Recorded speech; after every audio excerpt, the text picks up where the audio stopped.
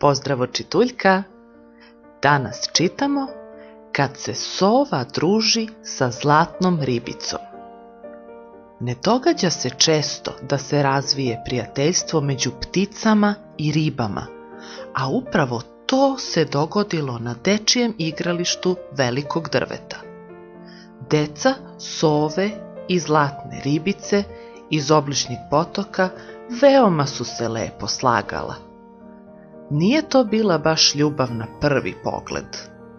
Mlade zlatne ribice bilo je teško i videti, jer su na suvom morale da nose maske za disanje i posude sa vodom na svojim leđima. Ali sove su ubrzo shvatile da su zlatne ribice, iako izgledaju drukčije, isto tako zgodno društvo kao i mali miševi ili kunići ili macanovići. I kad su jedanput primile k znanju da od zlatnih ribica ne vredi očekivati da jurcaju po igralištu, mlade sove lepo su se s njima igrale loptom i na druge slične načine. Starije sove i starije zlatne ribice, međutim, nisu se sretale. Na kraju krajeva, sove i zlatne ribice obično se kreću u potpuno različitim krugovima. Ali mlade sove navaljivale su toliko uporno da je najzad porodici zlatna ribica upućen poziv da posete porodicu sova, da dođu na kafu i kolače. Zlatne ribice prihvatiše poziv, mada s nešto ustezanja, jer su se bojale da će se u kući porodice sova osjećati malo neugodno. Mama i tata sova povezaše kecelje i urediše kuću tako da se sva sijala. Nateraše mlade sove da izglancaju kljunove i očetkaju kandže i onda stadoše da očekuju goste.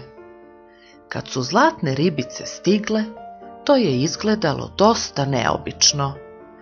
Nije bilo teškoća sa prihvatanjem darova koje su doneli, ali nije lako jednoj sovi rukovati se sa zlatnom ribicom.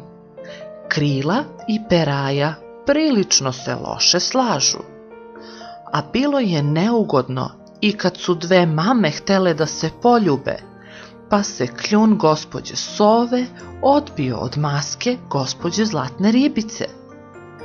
Kad su zlatne ribice otkrile da sove u kući imaju pravu kadu, svima je laknulo. Zlatnim ribicama kada nije trebala tamo gde su živele, ali sada su sva deca pošla u kupatilo sovinih i za tren oka svud unaokolo pljuskala je voda i letela sapunica.